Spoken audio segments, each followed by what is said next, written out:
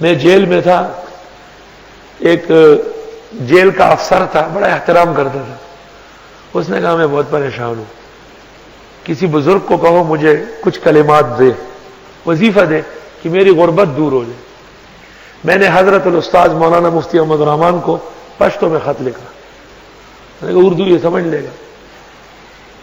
حضرت بہت بڑے سخی اپنے زمانے کے عالمگیر بادشاہ تھے. اس کی تکلیف سن کر کے جتنے چاہیے تھے اس کو دے دیے، اور بہترین کھانا کھلایا، ٹھنڈی بوتلیں، آئس کریم سب کھلایا. جاتے وقت اپنے کسی شاگرد کو کہا کہ اس کو جیل کے دروازے پر گاڑی میں پہنچا دو.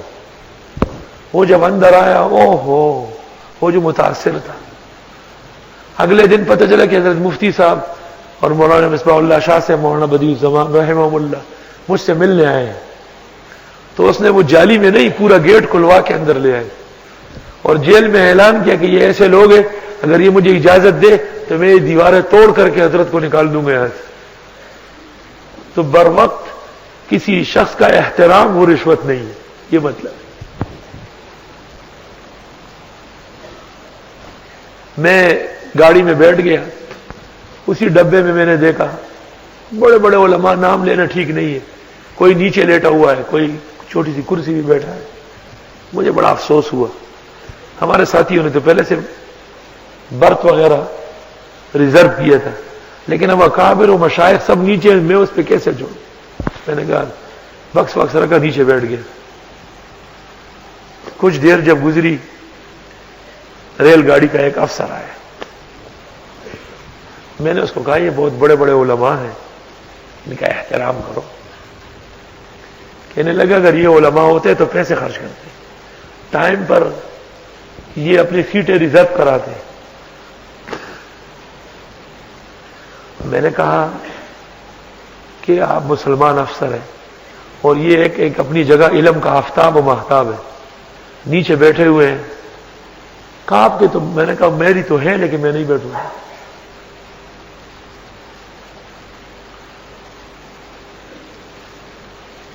کچھ دیر بعد میں نے جا کے ان کا رجسٹر دیکھا، اس میں اور جگہوں میں برتھ تھے، ایک دو ادھر ایک دو ادھر اس طرح. میں نے جیل کے ایک آدمی سے، وہ گاڑی کے ایک آدمی سے پوچھا کہ ان علماء کو برتھ دلانے ہر حال میں، بہت بڑا سفر ہے، یہاں سے لے کے راول پنڈی تک جا رہا ہے. مجھے کہتا ہے کچھ تھوڑے سے پیسے خرچ ہوں گے. میں نے کہا ان کے سروں کا صدقہ ہے. اور میں نے کہا ایک بات یاد رکھو کہ جن کی ریزرو برتیں ہیں ان کا کیا کرو گے؟ کہ وہ ہماری ذمہ داری ہے نا. تھوڑی دیر بعد وہ آیا اور ان تمام لوگوں کو دوسرے ڈبوں میں منتقل کیا، برت دے کے سب کو، اور جو برت ہم استادوں کو دلوانا چاہتے وہ سب بحال کرا دیا. یہ ضرورت کس بات کی تھی؟ ایک اہل علم کے مزاج میں فطری بخل ہے، اور دوسرا رشوت نہیں سمجھتے. یہ رشوت تھوڑا ہے، رشوت یہ ہے کہ ہم کسی کی چیز چھینے.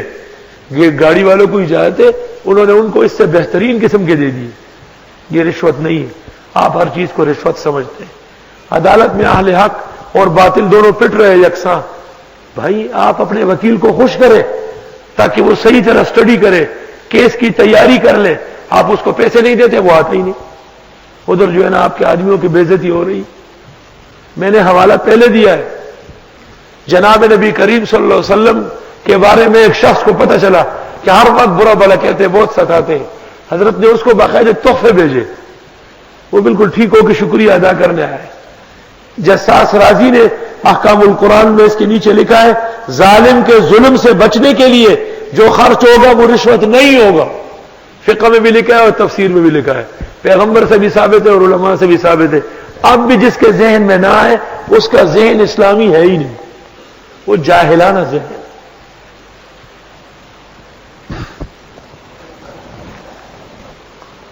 وَلَا تَأْكُلُوا أَمْوَالَكُمْ بَيْنَكُمْ بِالْبَاطِلِ، وہ نہ کھاؤ مال ایک دوسرے کا ناحق. وَتُدْلُوا بِهَا إِلَى الْحُكَّامِ، اور پہنچاتے ہو تم یہ مال حاکموں کو رشوت کے طور پر. لِتَأْكُلُوا فَرِيقًا مِّنْ أَمْوَالِ النَّاسِ، کہ تم کھاؤ ایک حصہ لوگوں کو مال کا، یہ غلط ہے. اپنا حصہ لینے کے لیے دے سکتے ہیں بالاسم گناہ کر کے، وانتم تعلمون، اور تم جانتے ہو. دنیا عجیب و غریب ہے. ایک ٹیکسی میں بیٹھ گیا گلشن آنے کے لیے. جب بیٹھ گیا مجھے کہتے کہاں جا رہے ہیں؟ میں نے کہا گلشن اقبال. کہا وہاں نہیں جانا ہے. میں نے کہا کیوں؟ کہا وہاں سے سواری نہیں ملتی. میں نے کہا چلو زیادہ پیسے دے دوں گا. لیکن نہیں، کہنے لگا میرا موڈ نہیں ہو رہا ہے. میں نے کہا تیرا موڈ بنا دوں گا. کہا کیسے بناؤ گے؟ میں نے کہا ڈبل پیسے. نے کہا ٹھیک ہے. راستے میں کسی جگہ مڑ رہا تھا، میں وہ راستہ نہیں جانتا تھا. میں نے لاٹھی سے اس کے کان کو یوں کیا. میں نے کہا یوں چلو. مارے گا کیا؟ میں نے کہا صبر کرو، پہنچاؤ پھر سے میں دکھاتا ہوں. سمجھتے گاڑیوں والے بھی رشوت مانگ رہے ہیں. جب یہاں اترا مدرسہ دیکھا، مجھے کہتے ہیں مجھ سے غلطی ہو گئی، مجھے پیسے نہیں لینے.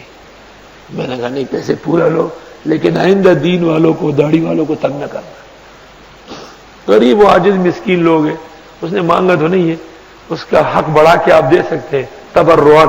یہ رشوت نہیں ہے. رشوت کا اصول یہ ہے کہ آپ کسی کا حق اپنی طرف کریں اور اس کے لیے کچھ دیں. اگر اپنے حق نکالنے کے لیے آپ نے کچھ دیا، مجبور تھے، تو آپ کو اجازت ہے. لیکن جو لے رہا ہے اس کے لیے پھر بھی نہ جائیں گے، آپ کی کمزوری کا فائدہ اٹھا رہا.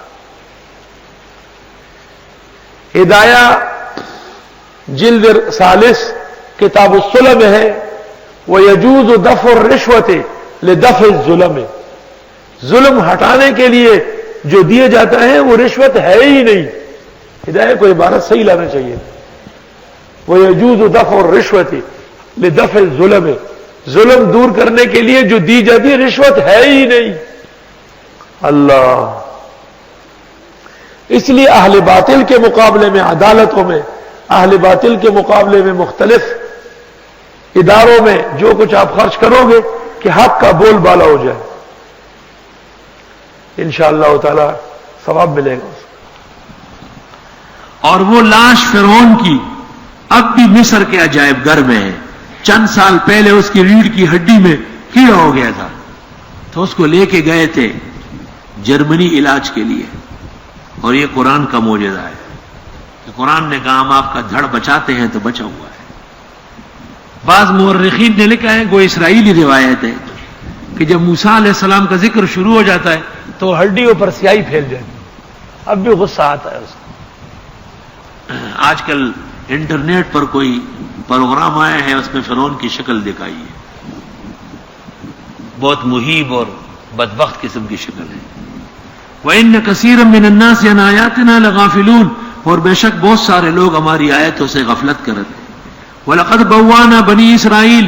اور یقیناً ہم ٹھکانے دے چکے تھے اسرائیلیوں کو، مُبَوَّأَ صِدْقٍ، سچے ٹھکانے، یعنی شام میں ان کو آباد کیا. وَرَزَقْنَاهُم مِّنَ الطَّيِّبَاتِ. اور ان کو روزی دی تھی صاف ستھری، من و سلوہ. فَمَا اخْتَلَفُوا. انہوں نے اختلاف نہیں کیا، حَتَّىٰ جَاءَهُمُ الْعِلْمُ، یہاں تک کہ ان کو علم آیا. إِنَّ رَبَّكَ يَقْضِي بَيْنَهُمْ يَوْمَ الْقِيَامَةِ. بے شک تیرا رب فیصلہ کرے گا ان میں قیامت کے دن، فی ما کانوا فی یختلفون، جس میں یہ اختلاف کرتے. فإن كنت فی شک مما انزلنا الیک. پس اگر آپ شک میں ہیں اس چیز سے جو ہم نے اتاری آپ کو، فاسأل الذین یقرؤون الکتاب من قبلک. بس آپ پوچھ لیجئے ان لوگوں سے جو پڑھتے ہیں کتابیں آپ سے پہلے. سب کو پتا ہے کہ انبیاء پر اس طرح آزمائش آتی ہے. یہ خطاب نبی کو ہے لیکن تسلی امت کو ہے. تفسیر قرطبی میں ہے خطاب للنبی و تعلیم للامہ. لقد جاءک الحق من ربک. یقیناً آ چکا ہے آپ کو حق رب سے. فلا تکونن من الممترین. بس آپ مت بنے شک کرنے والوں میں سے. ولا تکونن من الذین کذبوا بآیات اللہ. اور مت بنیے ان لوگوں میں سے جو تکذیب کر چکے اللہ کی آیتوں کی. فتکون من الخاسرین. پس ہو جائیں گے آپ نقصان والوں میں. ان الذین حقت علیہم کلمۃ ربک. بے شک جت لوگوں پر ثابت ہو گئی تیرے رب کی بات، تیرے رب کا فیصلہ ثابت ہوا، لا یؤمنون، کی ایمان نہیں لائیں گے. ولو جاءتہم کل آیہ. اور اگر آئے ان کے پاس ہر طرح کی نشانی، حتی یروا العذاب العلیم، یہاں تک کہ عذاب دردناک دیکھیں. اب ایک اصول، فلولا کانت قریۃ آمنت. بس کیوں نہیں کوئی بستی ایسی جو ایمان لائی، فنفعها ایمانها، اس کو ایمان نے فائدہ دیا، یعنی اخیر وقت میں